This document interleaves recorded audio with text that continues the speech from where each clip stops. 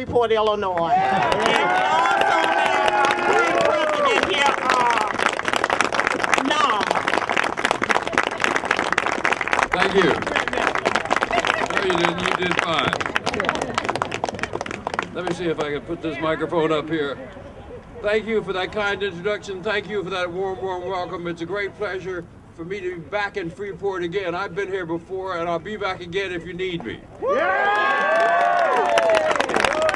First, I want to thank those people who are here. You are heroes for bringing attention to the issue of outsourcing, and I'm flattered and honored to be with you today. Now, when I found out I was coming here, I knew I had to write a speech, so I went to my Webster's dictionary and want to find out what the word Bain, that's B-A-N-E, what the word Bain really means. Webster said Bain means, now get this, that which destroys life, the source of irreparable harm, ruin, and woe. So I guess we see what you're really up against here. Your jobs are being sold off and outsourced to China, and you have to train the people who are taking your job. That sounds kind of baneful to me, and I'm sure it sounds baneful to you. Income inequality is growing everywhere in the United States. You are the victims of what the New York Times columnist Nicholas Kristof said on Thursday was private equity, which he says exists largely because of tax advantages for corporate debt that amount to a huge subsidy. He called these subsidies a plutocratic version of welfare. Does any of this sound familiar to you? Does it sound baneful to you? It sounds baneful to me. The rich are getting richer and the poor are getting poorer. The rich have been sitting at the banquet table and the rest of us have been on the menu. So the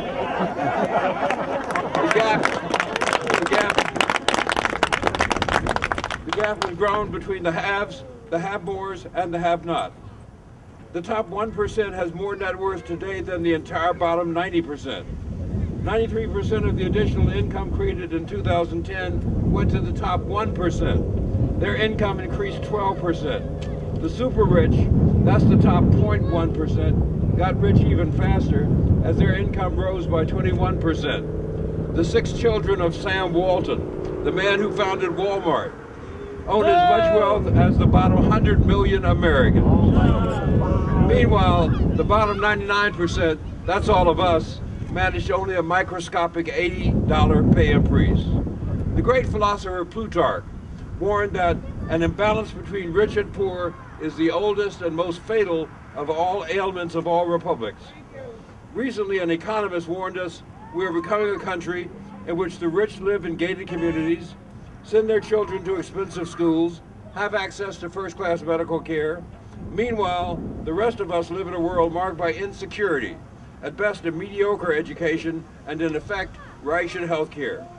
There are now 20 million American families with incomes more than 90 million.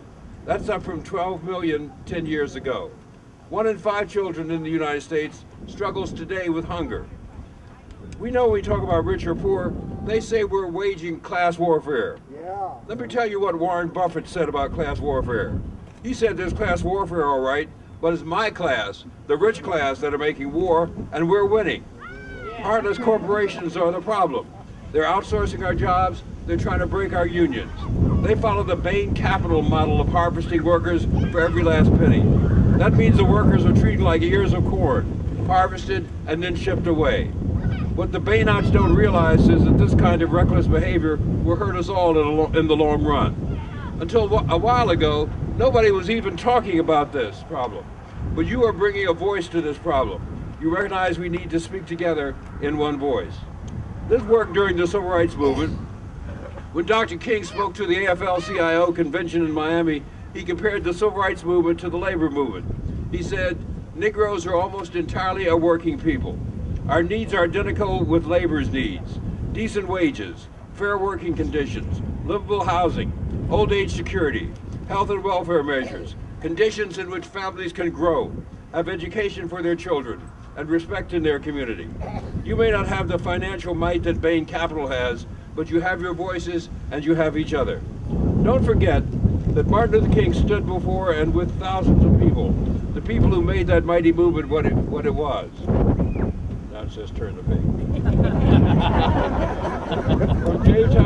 From Jamestown's slave pens to Montgomery's boycotted buses, these ordinary women and men labored in obscurity. And from Montgomery forward, they provided the foot soldiers of the Freedom Army. They shared with King an abiding faith in America. They walked in dignity rather than ride in shame. They faced bombs in Birmingham and mobs in Mississippi. They sat down at lunch counters so others could stand up. They marched and they organized. Remember, King didn't march from Selma to Montgomery by himself. He didn't speak to an empty field at the March on Washington. There were thousands marching with him and thousands marching before him, and thousands more who did the dirty work that preceded the triumphant march. The strategies of the modern movement for civil rights were litigation, organization, mobilization, and coalition. All of these aimed at creating a national constituency for civil rights. Sometimes it is the simplest of deeds, going on a strike, sitting at a lunch counter, going to a new school, setting up a camp, casting a vote. These can challenge the way we think and the way we act. We have a long and honorable tradition of social justice in this country.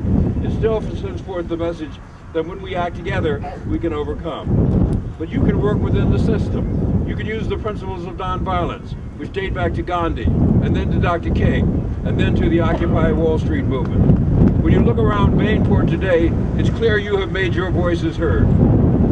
As soon as I saw that sign that said register to vote, I knew you were making your voices heard. I can think of 47 reasons why you need to cast your vote on election day, and I bet you can too. And you brought your strong voices to some of the most important issues of the day. When I first started working more than 5 decades ago, there were 5 workers paying into the national retirement system for every retiree. I can't possibly know who my 5 were, but there's a good chance their names were Carl, Ralph, Bob, Steve, and Bill. When I retire, there are going to be only 3 workers paying the retirement system for every retiree. And there's a good chance their names will be Tamika, Maria, and Jose. And I'm here to tell you that you better make sure that Tamika, Maria, and Jose have the best schools, the best health care, the best jobs, and the strongest protections against sending their jobs overseas they possibly can. That's right. Whether we were born here or whether we sacrificed everything to get here, what makes us most American, from the Gulf of Mexico to the Green Mountain, from the James River to the Pacific Rim, is our commitment to persevere in the face of great odds. Not just to secure our family's future, but that of our neighbors too. Because we know our national destiny is to move forward ever, backward never. Because there's much more work to do. Let me ask you to do something for me. Raise your hand if you were registered to vote in 2010. Oh, that's a lot of people. Now keep your hand up if you know somebody who was registered to vote in 2010, and who didn't make it out to the polls. Somebody who was registered but didn't make it out to the polls. That's a lot of hands too. In 2008, over 71% of the eligible voters in Illinois came to the polls on election day. 2 years later, in 2010, only 50% showed up. What happened to those 21% of those people who didn't show up? That's over 2 million people. That's almost the population of Chicago. Did those 2 million people decide their rights no matter mattered in a midterm election? Did they decide their governor, their senator, their state senators have no impact on their daily lives? Well, we've seen 2 great developments in this country since 2010. The first is that for the first time in history, over 50% of Americans are minorities. This is a new and rising electorate in our country, and it is here to stay. The second development is that since 2010, more states have passed more laws suppressing the right to vote of more people than at any time since we had Jim Crow laws. And who do these voter suppression laws affect? For the most part, it's that rising electorate. Racial minorities, recent immigrants, low-wage workers, senior citizens, many of the people who make up the bottom 99%. You've seen it play out in Pennsylvania with their photo ID law. Well, a similar law was introduced in Illinois this past January, but those state senators who were elected in 2010 were quick to shut it down. So we have a rising electorate, and we have a historic attempt to suppress the vote. I'm sure those 2 developments are connected, but I'm glad to see these signs that say register to vote. Signs flapping in the wind alongside the American flag. Because those signs are just as patriotic to me as the Stars and Stripes. Those signs remind us of what it means to be an American. The right to speak your mind, the right to make your mark on history by electing people who will defend the 99%, the right to vote for whomever you want, no matter what you look like, no matter how much you earn, whether you or not you have a photo ID. So fly these signs proudly. Raise your hands again if you're registered to vote. We must engage the rising American electorate. We must occupy the ballot box, just as you have occupied this symbol of crony capitalism gone wrong. Game-changing movements are built on the level of person to person, household to household, block to block, community to community. Here in Bainport, you're building a powerful movement to end economic equality. Just remember, we are the 99%. We are the 99%. Keep up your fight. Know other people are with you, America's with you, and you're going to win. Thank you.